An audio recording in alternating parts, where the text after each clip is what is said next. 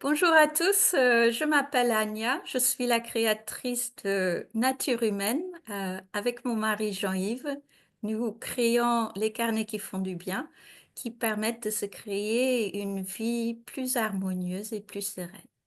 Aujourd'hui, je suis l'invitée de Hub, l'agence qui simplifie la vie de ceux qui veulent améliorer leur vie en proposant des accompagnements et des enseignements, comme c'est le cas pour Nature Humaine. Aujourd'hui, je suis en live avec Françoise et Éléonore. Merci beaucoup d'être là. Et bonjour à tous ceux qui regarderont ce live en replay. Le sujet d'aujourd'hui, c'est pourquoi et comment développer sa puissance intérieure.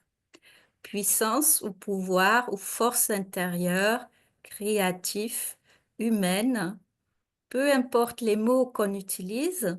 Pour le titre, j'ai utilisé le mot puissance parce que le mot pouvoir, pour beaucoup de gens, a une connotation négative parce que dans le monde, on peut être témoin de beaucoup d'abus de pouvoir. Mais le pouvoir n'est pas la même chose que l'abus du pouvoir. Et l'abus de la force n'est pas non plus la même chose que la force. Donc moi, j'utiliserai les trois mots parce que je trouve qu'ils sont toutes les trois importantes. Et la première question, pourquoi développer son pouvoir intérieur? J'aimerais y donner une réponse avec une métaphore. Si j'ai un jardin de jolies fleurs que je cultive avec plaisir, et que mon voisin, il cultive de la lierre et qu'à un moment donné, le lierre de mon voisin passe dans mon jardin et et commence à occuper de l'espace dans mon jardin, entre mes fleurs. Et du coup, je peux soit laisser faire le lierre, soit je peux prendre le pouvoir que j'ai et enlever le lierre de mon jardin. Parce que je ne peux pas changer mon voisin qui adore le lierre, mais je peux intervenir dans mon propre jardin. Et c'est pareil pour notre jardin intérieur. Quand le monde essaye d'intervenir dans ma vie, je peux poser des actions et prendre un certain pouvoir face au pouvoir qui essaye de s'infiltrer dans ma vie. Est-ce que c'est une métaphore qui vous parle? Quand, quand vous observez le monde, je pense que vous voyez bien qu'il y a plein de forces qui essayent de prendre le pouvoir sur notre vie. Si on s'en était pas rendu compte avant 2020, depuis 2020, on a eu plein d'exemples. Et si on a une posture qui est bien ancrée à l'intérieur de nous, si on se crée une vie qui nous convient, on peut en quelque sorte se protéger, entre guillemets, de l'influence de l'extérieur. Parce que le monde extérieur, pour l'instant, il ne montre pas beaucoup de signes d'adoucissement. Donc, développer notre pouvoir intérieur, pour moi, c'est hyper important pour avancer dans notre propre vie sans se laisser envahir par tout ce qui passe à l'extérieur et tout ce qui essaye de prendre du pouvoir sur nous. Parce que si on laisse le monde extérieur nous envahir, nous allons stagner dans notre propre vie. Et stagner, ce n'est plus aller dans le sens de la vie, c'est faire pourrir les choses un petit peu. Donc, développer ce pouvoir intérieur, pour moi, c'est hyper important. Et j'avais envie de vous demander, qu'est-ce que vous en pensez? Est-ce que vous ressentez le pouvoir intérieur votre propre pouvoir intérieur, comment il se positionne par rapport au monde et comment vous l'aviez développé. Moi, c'est un sujet qui me parle, ça, tu me fais plaisir. Et je trouve ça magnifique, la métaphore que tu utilises, c'est parfait. Je pense que même ceux qui, comment dire, c'est un sujet où ils ont besoin d'apprendre, parce que bonne nouvelle, tout s'apprend. Je pense que là, s'ils n'ont pas compris, c'est que, ouais, enfin, pour moi, c'est pas possible qu'ils comprennent ça. C'est top. Euh, Bah, je viens de ce monde-là, moi, où j'ai beaucoup laissé. C'est pour ça que j'ai dit je. J'ai beaucoup laissé, parce que j'ai conscience aujourd'hui de ça, mais laisser le lierre rentrer dans mon jardin, beaucoup trop. Mais je savais pas ça. J'avais pas conscience de ça. Et comme j'avais pas conscience, bah du coup, tout était fusionné, tout faisait un. C'est ce qu'on peut appeler la codépendance aussi. On peut mettre ce mot-là. Mais même ça, je savais pas ce que c'était et du coup, c'était pas sain. C'est pas l'interdépendance. Et du coup, bah, je me suis laissée envahir, malgré moi, parce que c'était inconscient. Et jusqu'au moment où l'inconfort est devenu, bah, j'ai tout fait sous le lierre, si je dois reprendre ta métaphore. Et que comme j'ai choisi de vivre, et ben, j'ai choisi de comprendre ce qui était en train de se passer. Pourquoi je me sentais mal comme ça. Et pour la faire courte, aujourd'hui, je suis à un stade de ma vie où j'arrive à avoir le discernement qui est le sujet du prochain mois. Petit, je glisse gentiment le message sans le faire exprès. Du coup, je peux faire la distinction, je peux avoir ce discernement entre l'autre, donc le jardin de l'autre, le mien, ou quand j'ai du mal à avoir du discernement entre les deux, j'ai mes indicateurs corporels qui m'indiquent que quelque chose ne va pas. Donc même si j'ai pas toujours la clarté sur qu'est-ce qui ne va pas, alors je sais que du coup, c'est j'ai laissé trop de place sans m'en rendre compte, ou que j'ai pas entendu mes propres limites, ou je ne les ai pas vues. Mais du coup, j'ai quand même ces indicateurs qui sont tout le temps là pour me dire, ou pas en arrière, stop. Et après, une fois que j'ai clarifié, je peux retourner vers l'extérieur pour communiquer et poser mes limites, du coup, dans mon jardin. Et aujourd'hui, je peux le faire en étant responsable de ma colère quand j'ai de la colère, de ma tristesse, de ma déception, parce qu'on est des êtres sensibles, des êtres humains, on vit des émotions. Donc, en prenant le recul de ça m'appartient, je suis mon propre parent. Et quand j'ai pris le temps de gérer ça et que je me sens plus apaisée dans mon jardin, là, je peux retourner vers l'extérieur, communiquer avec justesse. Parce que l'autre, il a le droit d'aimer le lierre, comme tu dis justement. Je ne dois pas lui reprocher. C'est là où où avant, j'étais dans le reproche parce que j'avais pas conscience de tout ça. Donc aujourd'hui, je peux le dire avec beaucoup de calme, mais de fermeté. Là, c'est non, là, je n'ai pas envie. Et aussi proposer des fois à l'autre, quand l'autre est aussi dans cette conciliation, de trouver un terrain d'entente. S'il n'y a pas, moi, je stoppe. Je ne suis pas là pour sauver l'autre, je ne suis pas là pour être son bourreau, enfin, tout ça, tout ça. Voilà, Très bien. Merci beaucoup, Éléonore. avec Françoise? plaisir. Ben moi, ça résonne beaucoup avec Le Petit Prince, ça va pas t'étonner, Anya. Non. Alors, la métaphore du Petit Prince, ce sont les baobabs. Les baobabs qu'il ne faut pas laisser pousser, il faut vite les arracher quand ils sont petits, parce que sinon, ils menacent de faire éclater notre planète. C'est une planète intérieure, c'est une très jolie métaphore de syntaxe qui rejoint tout à fait ce que Anya, tu nous as dit, ne pas se laisser envahir. Et c'est vrai que le lierre est un végétal qui peut être très envahissant. C'est ce que tu as dit, Léonore aussi, qui a beaucoup résonné pour moi, c'est-à-dire je choisis, c'est un choix. Je choisis ce qui me convient, ce que j'ai envie de vivre. Tu as parlé de discernement, ça me parle aussi énormément. Et poser ses limites. Ça me paraît évident que bien se connaître permet de savoir quelles sont les possibilités que nous avons et celles que nous n'avons pas. Et puis le stop.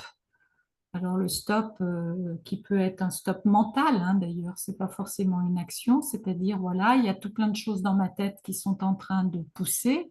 J'ai mes petits baobabs qui grandissent et qui menacent de faire éclater ma tête. Eh bien, je les arrache, je les mets de côté, j'analyse, je suis ancrée. Qu'est-ce qui est important pour moi? Et je me respecte. Je pense que ça permet aussi, alors tu as parlé de responsabilité, Léonore, ça permet d'être responsable de soi, mais aussi responsable de la relation, du moins de la partie de la relation que l'on gère, puisque bien sûr l'autre partie ne nous appartient pas. Donc je suis absolument en résonance avec tout ce que vous avez dit. Je rajouterais que ce que j'ai vu aussi chez la métaphore des baobabs, et c'est pareil pour le lierre, c'est une question d'hygiène. C'est un mot que j'aime beaucoup, c'est-à-dire que c'est l'hygiène de mon corps, le respect de mon corps et le respect aussi de mes valeurs. Quelles sont mes valeurs? Qu'est-ce que je veux apporter autour de moi? Qu'est-ce que je veux apporter d'abord en moi et autour de moi? Et donc, voilà, le mot hygiène, c'est ce que je rajouterais pour terminer. Mais merci, mesdames, c'était bien, bien en harmonie. Merci Françoise. Donc, je pense que on a toutes les trois quand même un peu eu cette évolution où au début on n'était pas vraiment consciente de notre pouvoir intérieur et petit à petit on a appris à le développer et à le faire respecter. Pour moi, ce pouvoir est présent chez chaque humain comme une petite graine qu'on peut arroser ou pas. Mais si on l'arrose et on en prend soin, on lui donne un peu de lumière, un peu d'amour, il va se développer. Même si parfois on n'en a pas conscience dans les termes, c'est mon pouvoir intérieur, c'est moi qui décide, ça peut se développer de plein de façons différentes. Et une que je vois particulièrement chez plusieurs personnes, c'est le pouvoir créateur, artistique. C'est quand quelqu'un s'exprime dans une activité créative, que ce soit la couture, la peinture, ou même pour moi, l'activité créative, c'était l'expression par la parole, l'écriture. Je trouve que c'est une très belle façon de développer son pouvoir presque sans s'en rendre compte et sans avoir conscience du mot pouvoir, sans en avoir conscience que c'est ça qu'on développe.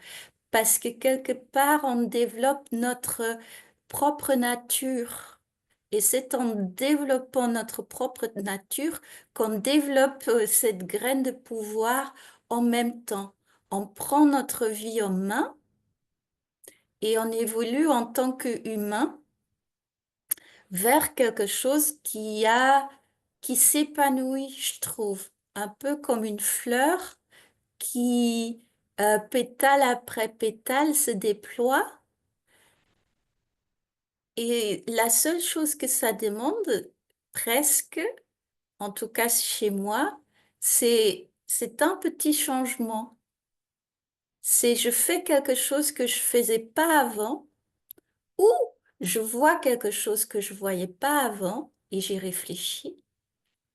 Et une fois qu'on a arrosé un peu la graine, on commence à trouver naturellement presque de plus en plus d'élan pour développer cet aspect de nous. Et moi, je l'ai développé sans m'en rendre compte. Et je m'en suis rendu compte à un moment donné où, justement, j'ai eu beaucoup de contrevents dans une situation où j'exprimais ma pensée, mon opinion, mon point de vue, qui était très différent de l'opinion générale. Et d'un seul coup, j'avais plein de, plein de réactions autour.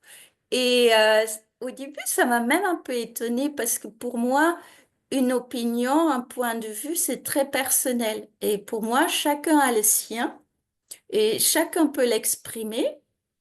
Et l'opinion de l'autre peut éveiller la curiosité et donner lieu à un échange, une discussion et enrichir les deux.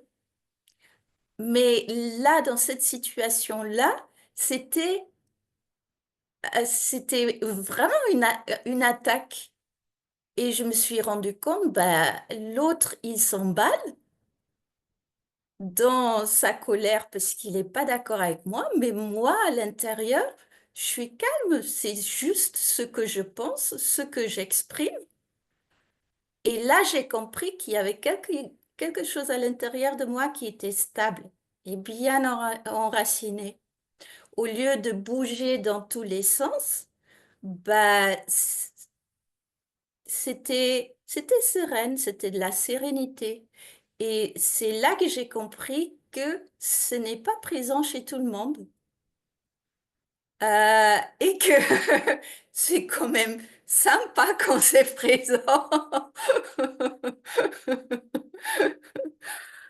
Et du coup, comme j'ai collé le mot dessus, c'est ma force. D'abord, c'était ma force, ma puissance. Et finalement, je suis quand même arrivée à ce mot pouvoir. Et du coup, une fois qu'on en a pris conscience, qu'on colle des mots dessus, le développement s'accélère. Et on peut le nourrir avec conscience, justement. Au lieu de qu'il y a juste le développement naturel, sans qu'on en ait conscience, qui se fait quand même, hein. Une fois qu'on en a conscience, on peut nourrir ce développement et il peut vraiment s'épanouir comme une fleur. Ça, c'est...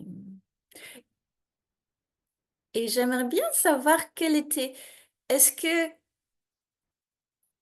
est-ce qu'on a besoin d'une situation un peu difficile pour comprendre que on peut, qu'il y a une part de nous qui peut quand même être stable ou devenir stable et rayonner.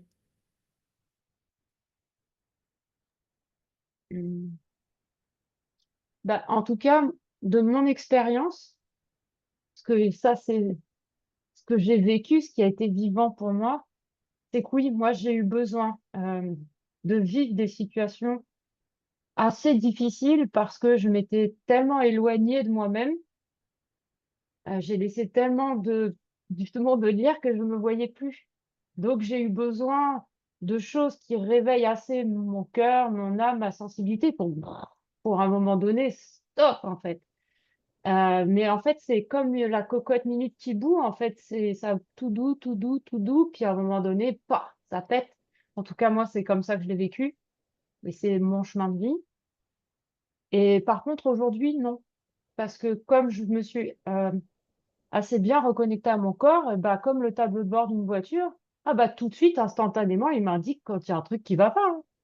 J'ai plus besoin d'aller justement plus loin que juste ce que mon corps me signale.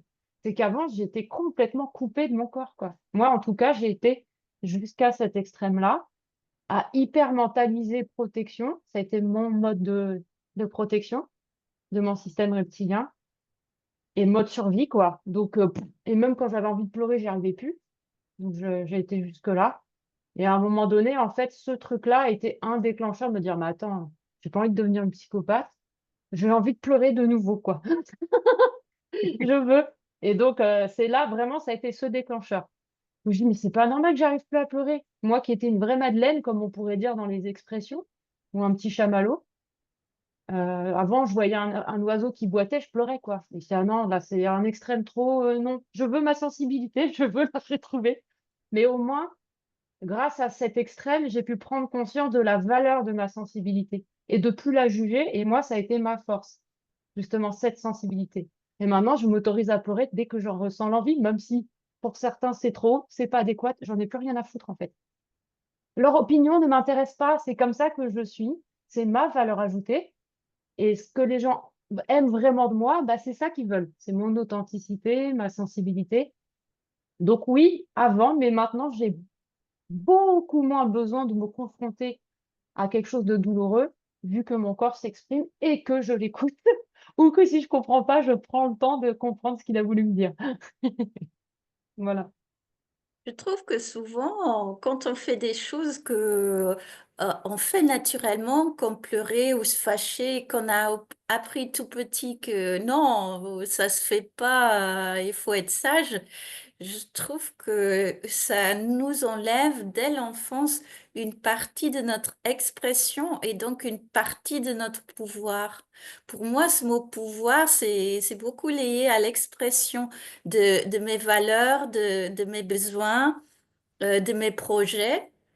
Et effectivement, quand on est tout petit et qu'on nous dit non, pleure pas, non, ne te fâche pas, je trouve qu'on nous prend une partie de notre pouvoir dès qu'on est tout petit, au lieu de nous apprendre à le développer en respectant aussi les autres, parce que c'est tout à fait possible. Donc, même là, en réfléchissant un peu au sujet d'aujourd'hui, j'ai passé quelques années dans le monde du développement personnel et spirituel où on nous apprend que il est important de remplacer la peur par l'amour. Et je me suis dit, mais l'amour, c'est pas le complément de la peur. L'amour, c'est le complément de la haine. Donc, si moi je suis obligée de croire, entre guillemets, si moi j'apprends, si moi je crois que la peur se remplace par l'amour, dans mon fort intérieur, dans mon inconscient, je sais que c'est pas vrai. Ça va créer un conflit à l'intérieur de moi. Comme c'est inconscient, je vais pas l'exprimer. Cette haine, elle va rester dans un coin de mon être qui n'est pas conscient. Elle va se développer en colère qui sera orientée vers moi-même parce que j'ai appris que je peux pas l'exprimer, ma colère. Je vais la réprimer, ça va devenir de la tristesse et je vais déprimer. Et là, du coup, j'ai réalisé que ça pourrait être une explication pourquoi tant de gens dans le développement personnel et spirituel ont des grands épisodes de dépression. Parce que le contraire de la peur, c'est le courage. C'est pas l'amour. Et développer le courage, c'est aussi, c'est la force intérieure, c'est la puissance, c'est le pouvoir. Donc même là, dans le monde de développement personnel et spirituel, qu'on découvre quand on est adulte et pas quand on est enfant, on nous apprend des choses qui, qui brident notre pouvoir et qui nous rendent... Ouais, moi, j'ai connu beaucoup de gens dans ce monde qui avaient des grands épisodes de dépression.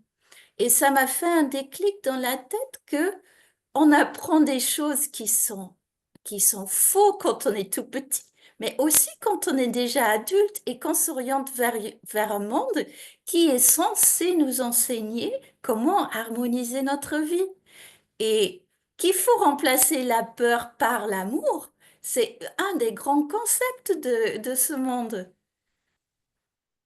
Et je trouve que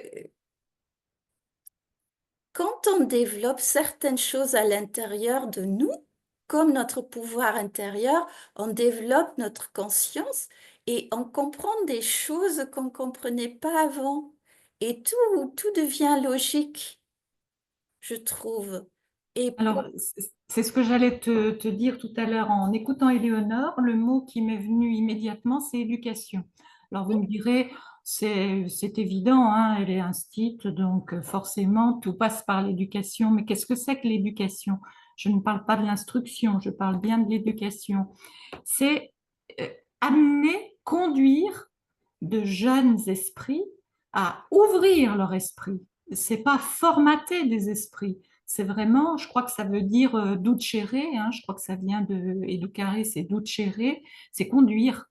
Donc, si on arrive à éduquer non pas à l'obéissance, non pas à l'idée unique, mais à élargir les esprits, eh bien, ça ira tout seul, parce que si nous écoutions un peu plus les enfants, euh, j'ai enseigné près de 40 ans, donc mon bureau, il était au tout démarrage, hein, dans les années 70, il était devant les élèves, devant le tableau noir, et il y avait une estrade. Je montais sur l'estrade et je mesure 1,75 m. Vous voyez le tableau. Donc, il y a quelqu'un de très grand qui est symbole d'autorité. Eh bien, à la fin, les 10 dernières années où j'enseignais, mon bureau était à l'arrière de la classe, faisant bondir certains inspecteurs, bien sûr, parce qu'ils ne comprenaient pas, mais ça fonctionnait très bien. Les enfants qui avaient besoin d'aide venaient vers mon bureau à l'arrière de la classe et tout était fait pour faciliter l'apprentissage des enfants. Au lieu tu parlais de besoins, de projets, de remplacer la peur par l'amour, ben ça s'apprend.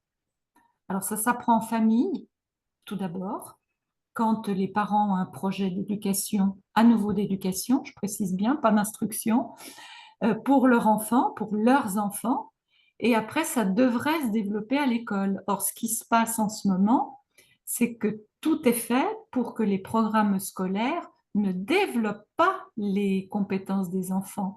Tout est fait pour qu'il y ait de la compétition. On disait chercher à avoir raison, chercher à être le meilleur. Et ben voilà, oui, c'est fait pour ça. Et puis surtout écraser tous ceux qui n'entrent pas dans le moule, alors que c'est ceux qui n'entrent pas dans le moule qui pourraient nous faire évoluer. Donc, à mon avis, ça part tout d'ici, de l'éducation.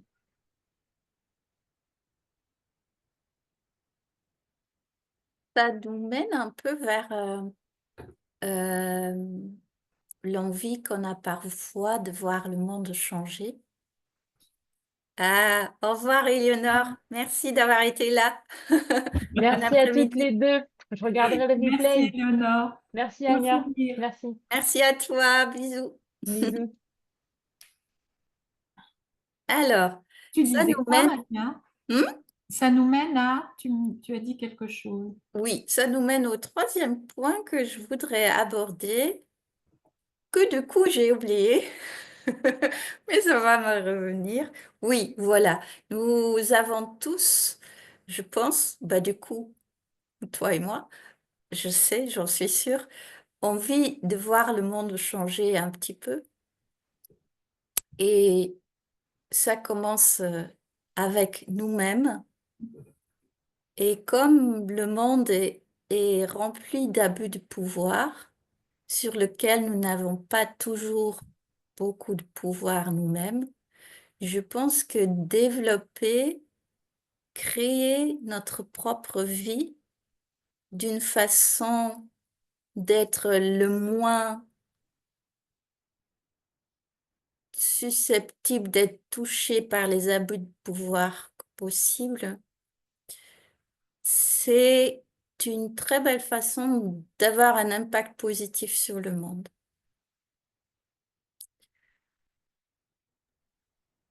Qu'est-ce que tu en penses? Ben, je pense que je suis en train de lire un livre formidable qu'il faudrait que je te procure ou que je te donne les coordonnées. C'est Olivier Clerc et on n'empêche pas la rivière de couler. Je sais plus le titre exact, mais il parle de ça, c'est-à-dire que tout ce qui se passe dans le monde, quelque part, ça se passe aussi à l'intérieur de nous. Tout ce qui nous choque dans le monde, on peut avoir été aussi, nous, dans l'abus de pouvoir.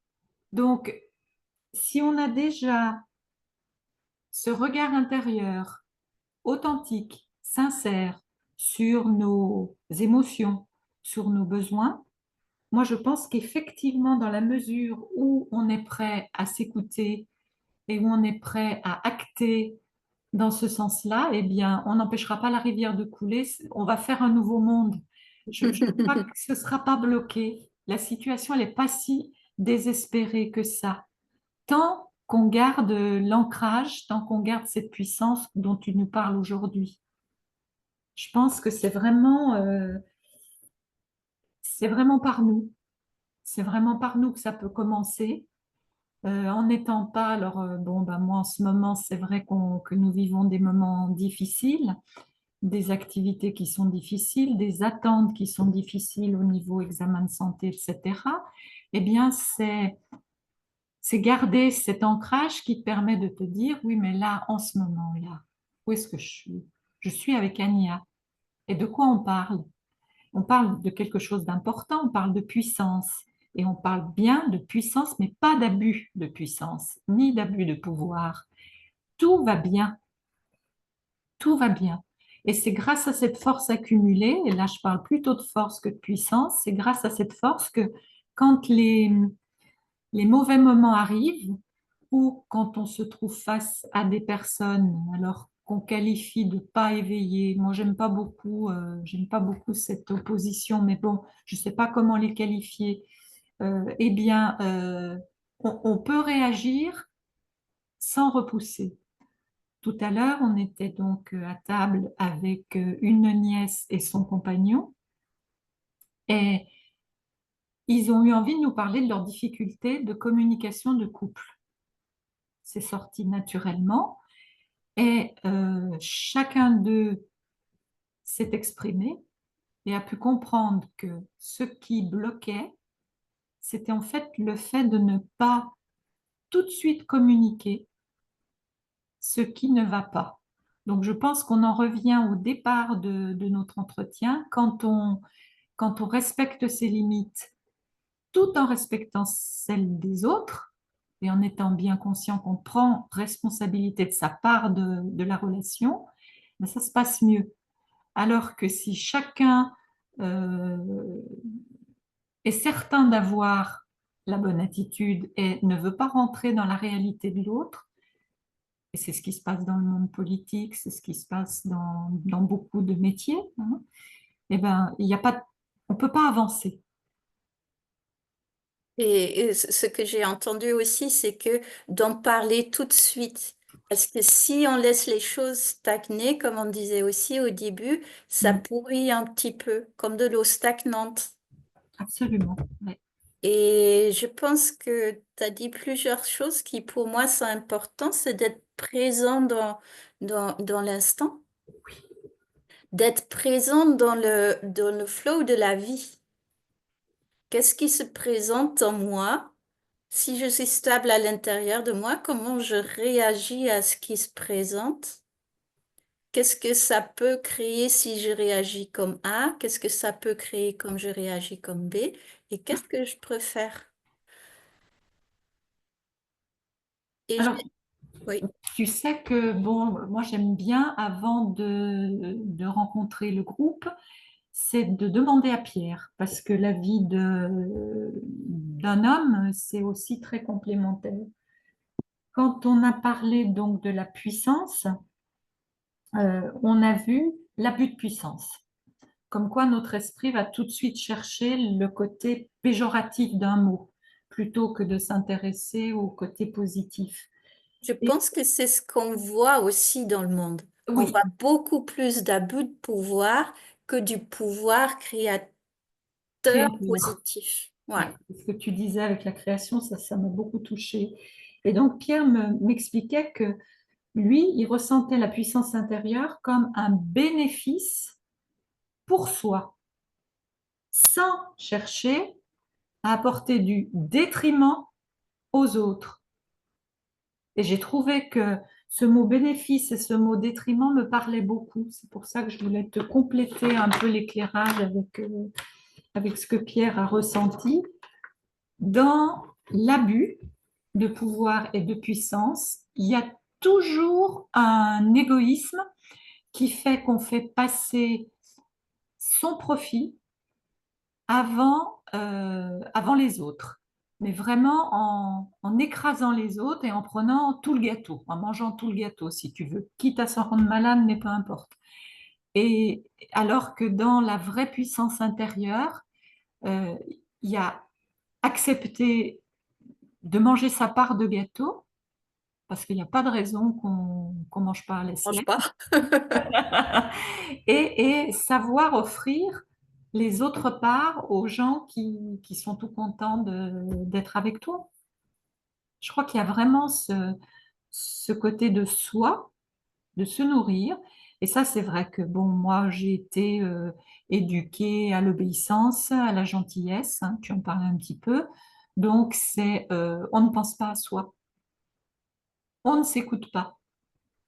Et c'est faux, c'est une erreur.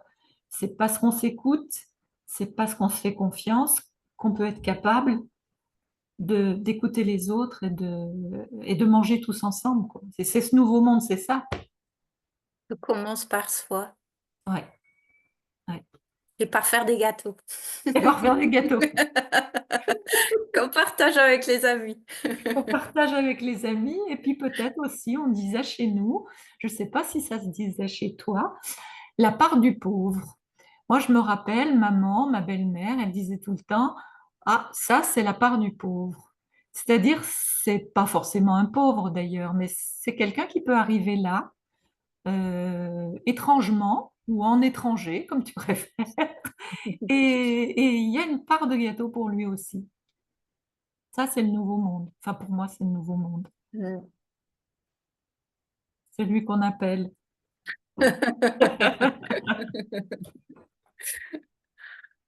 Alors, qu'est-ce qu'on pourrait dire à quelqu'un qui se sent impuissant face au monde et à qui ça parle de développer son pouvoir intérieur?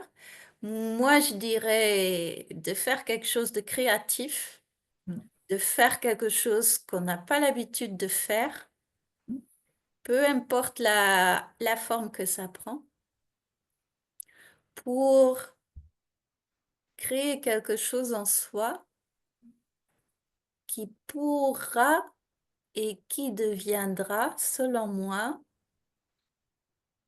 à un moment donné, du pouvoir intérieur.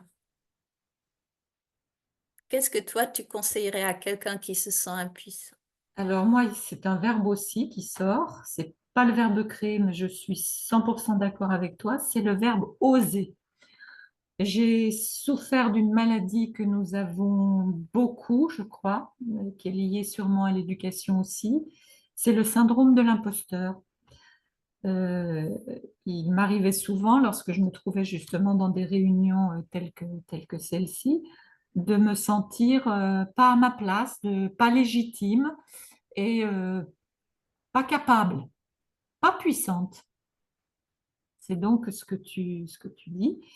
Et oser, eh ben, c'est franchir ce pas. C'est un peu comme les enfants, hein, comme les enfants qui apprennent à marcher, par exemple. Ben oui, ils peuvent tomber. Et oui, ce qu'on va créer ne sera pas forcément tel qu'on le voyait dans notre tête. Il va y avoir beaucoup de balbutiements.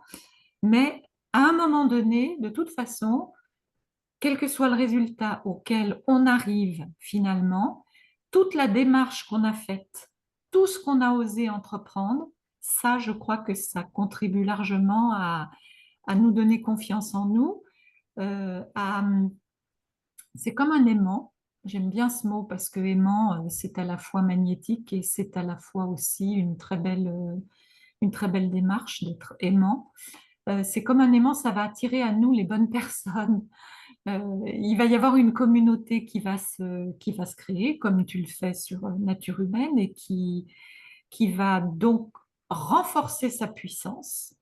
Ça va être une somme de puissance personnelle de chaque personne intérieure, hein, mais qui va donner un rayonnement qui sera bien plus grand que s'il y a trois personnes. Ce ne sera pas un rayonnement trois, ce sera un rayonnement beaucoup plus important.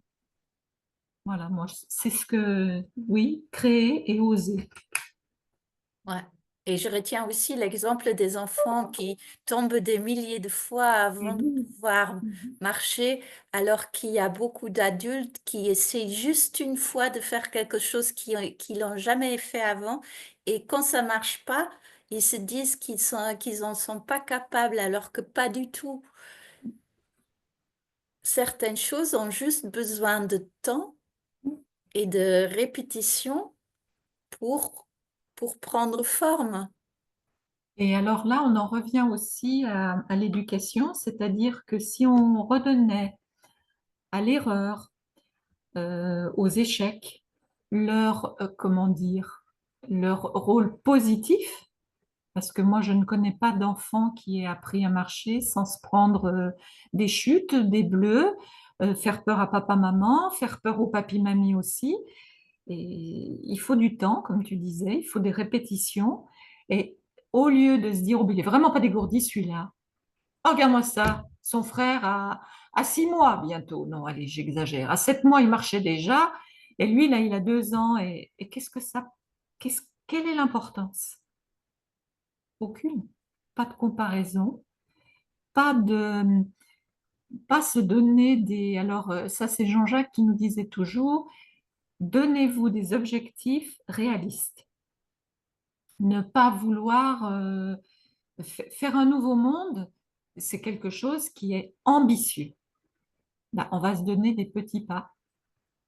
Comment Anya, grâce à Nature Humaine, apporte ses petits pas pour que ce monde soit meilleur? Comment Éléonore le fait dans son métier? Comment Françoise le fait en retraite? Comment Valérie le fait aussi?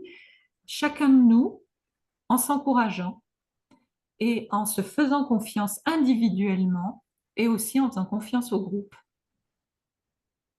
Je pense que s'encourager fait partie de la force d'un groupe et de faire les choses ensemble et ça fait accélérer la progression de chacun de nous. Ouais, ouais. C'est vrai que enfin, c'est un petit peu l'objectif qu'on a avec le forum, si tu veux, c'est que justement ce soit quelque chose de réactif, de communautaire, un lieu où on peut venir se reposer, se poser, se ressourcer, où l'intérieur est pris en considération et où on fait quelque chose. Alors, l'intérieur, en plus, moi j'adore ce mot.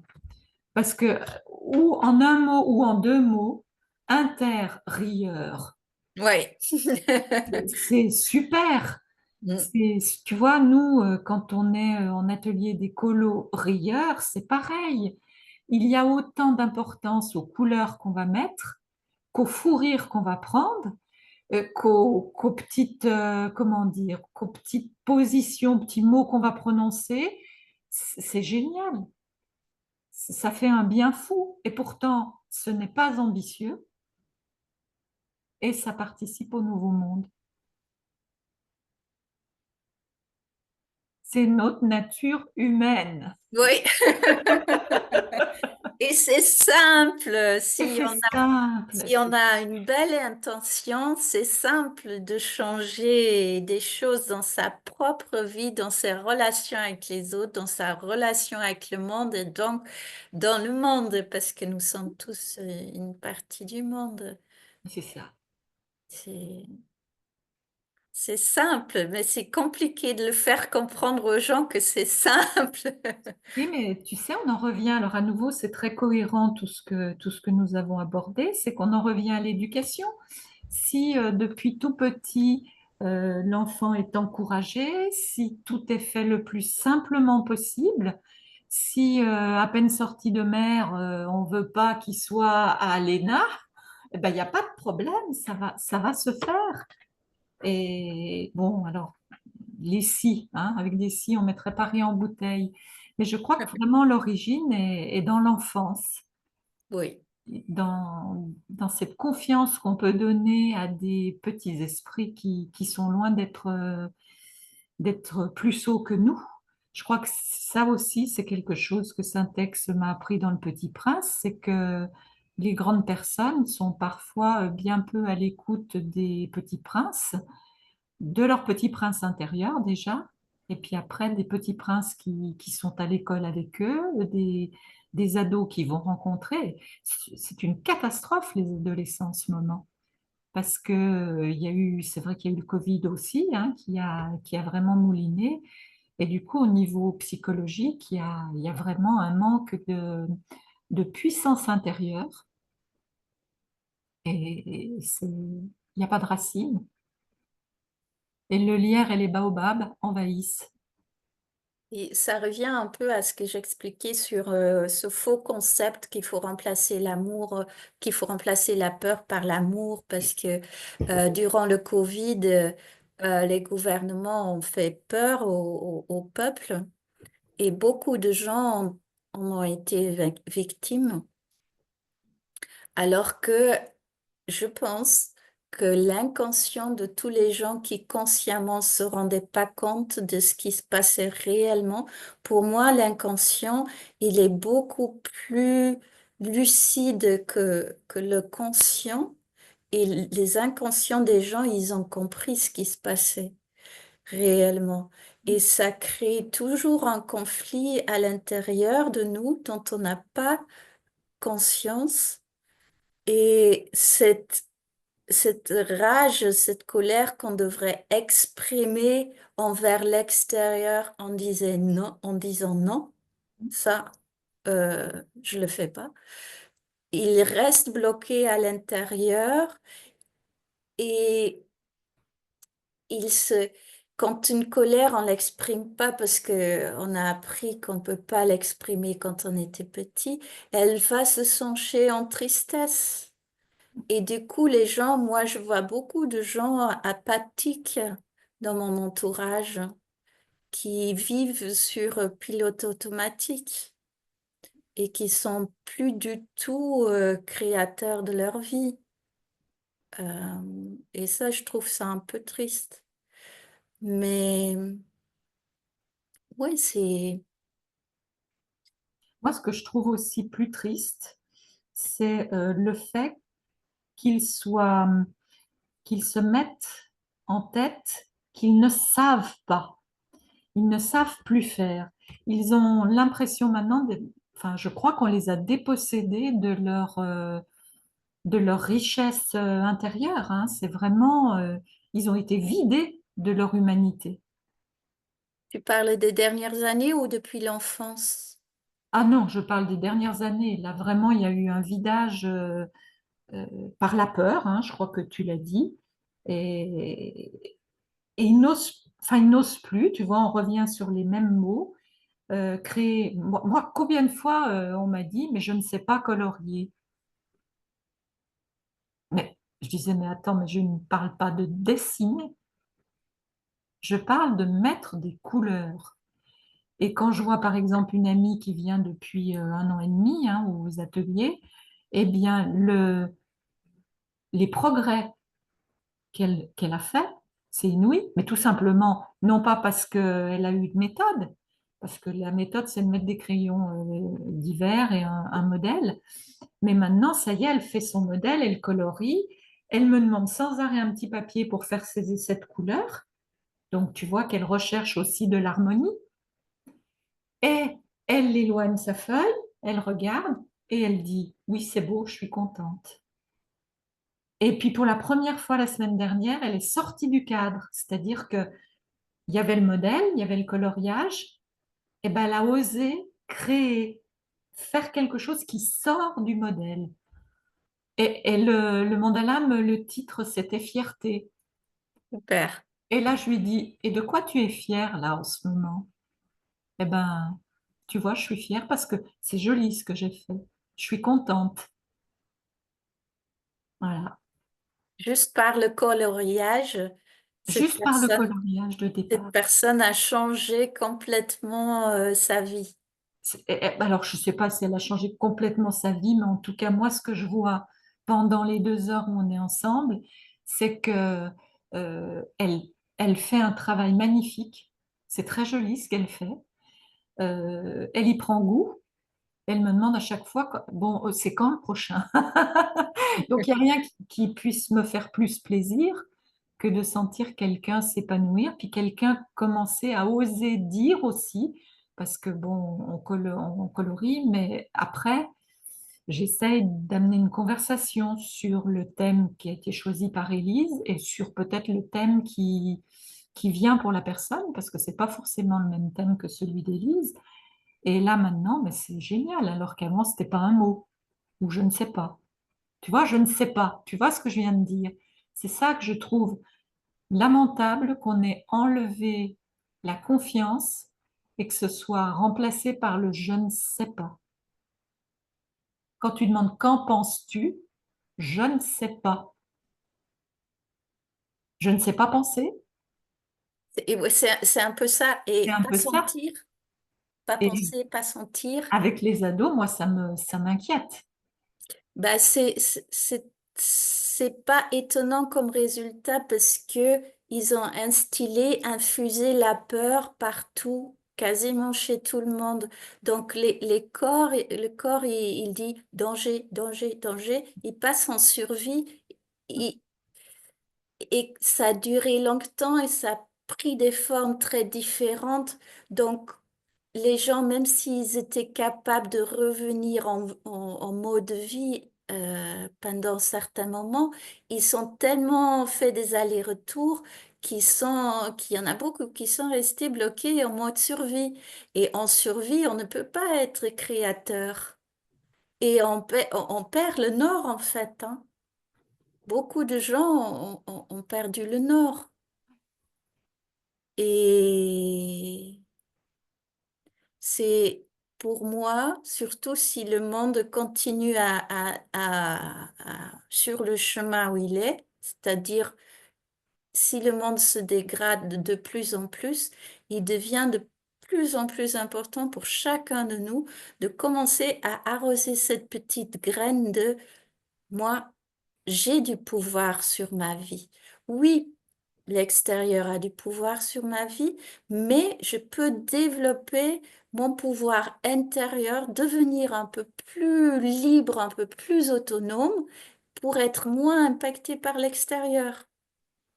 Et pour moi, c'est quelque chose qui va être très, très important dans les années qui viennent. Moi aussi, oui. Et c'est quelque chose dont tout le monde est capable en faisant un, un tout petit changement, comme se mettre à colorier, se mettre à écrire ce qu'on ressent, se mettre à faire une pratique corporelle qui détend, qui nous apprend à écouter notre corps. Et si on donne une petite impulsion dans la bonne direction, l'élan de la vie va nous porter et va nous permettre de devenir plus forts, plus créateurs de notre vie.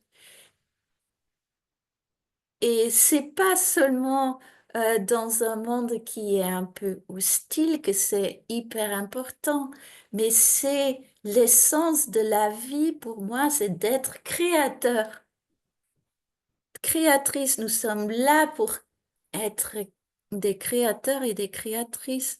Donc, souvent les gens se posent la question, mais pourquoi je suis là?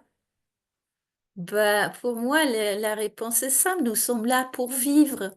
Et vivre, c'est avoir un mouvement, avoir un élan, admirer les belles choses, créer les belles choses. Ça résonne alors avec un mot qui avait été inventé, je ne sais plus par qui, mais qui me parle beaucoup. Être créateur, c'est être créateur. Tu es l'acteur. C'est toi qui tiens ce rôle-là. Tu es né tel jour, dans telle région, de tels parents, tu as telle famille, mais tu restes l'acteur Ouais. principal. Et donc, dans l'action, on crée notre vie. C'est ça. Et si on peut apprendre à mettre un peu le haut-là sur toutes les croyances qu'on nous a instillées, sur toutes les pensées, sur toutes les influences extérieures qui essayent d'obtenir notre attention, si on peut se détendre et maîtriser un peu nos émotions, ça devient naturel. Du moins, peut-être pas les maîtriser, mais les connaître et savoir comment on peut comment dire, les calmer. J'ai toujours peur, moi, quand j'entends maîtriser ses émotions, parce que tu vois, je vois quelqu'un qui est...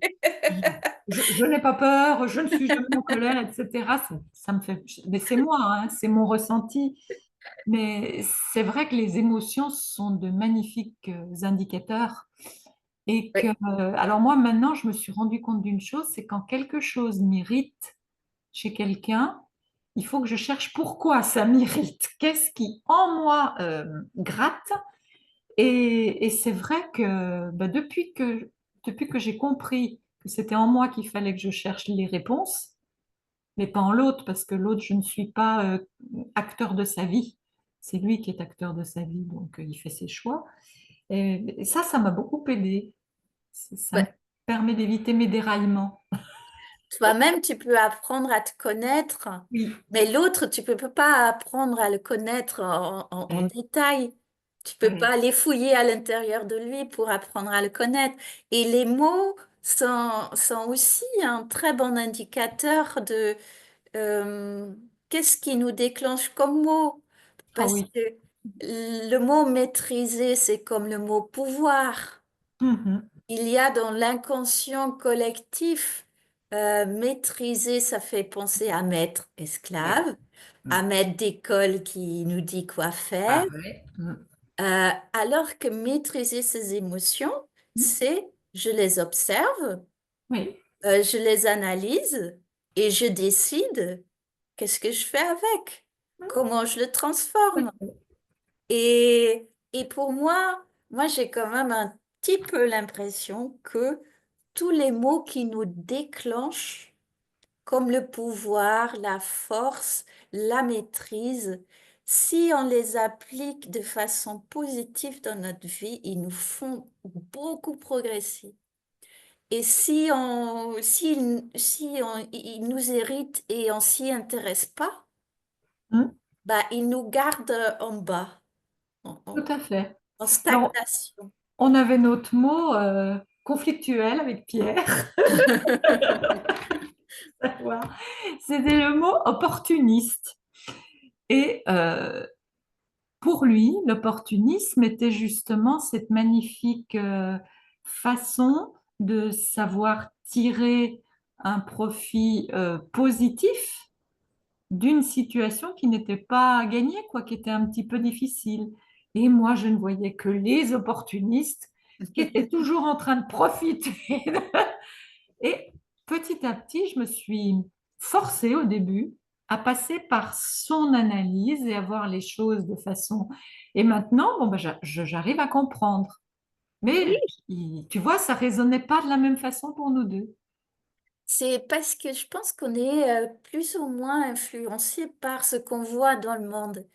Oui, Et on voit beaucoup de concepts qui sont utilisés, abusés dans le mauvais sens, dans le sens négatif, alors que à la base, c'est des belles concepts s'ils sont appliqués, des beaux concepts s'ils sont appliqués par des belles personnes.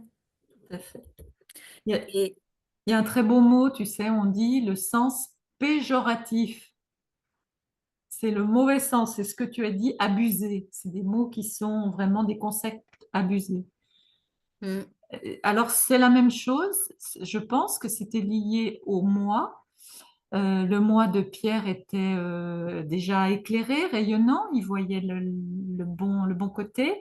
Et moi, je voyais encore, comme tu dis, ce monde un peu abusif et donc plutôt négatif.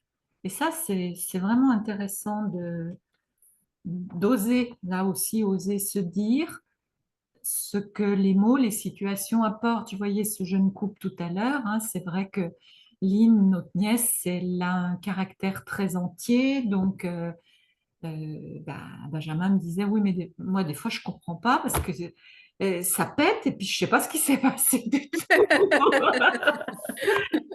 Et Pierre, il disait, parlez, parlez, parlez. Mais c'est vrai que c'est important de poser des mots et de voir comment effectivement ils résonnent pour chacun de nous. Tu as raison.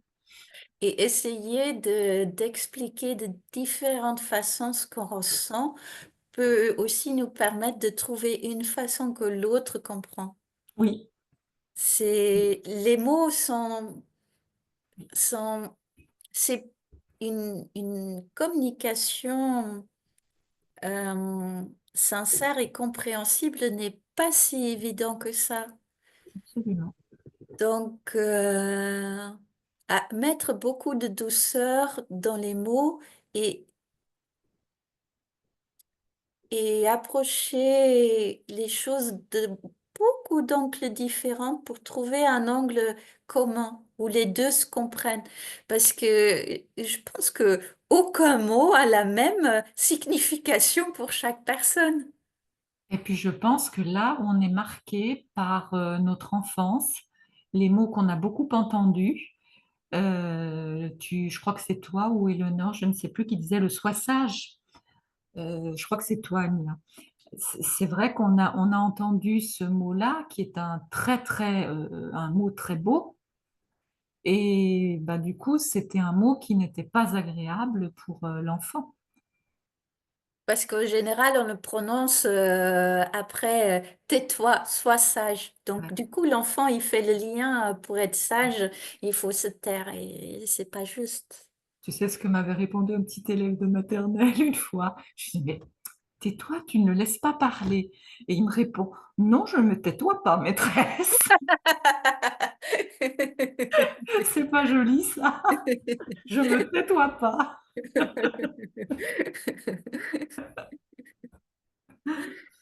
Est-ce que tu avais d'autres choses, d'autres versants de Oh, je pense qu'on pensée? a fait On un a fait le peu, tour. on a fait un peu le tour. Comme Éléonore l'a dit, le mois prochain, le thème chez Hub, c'est le discernement. Absolument.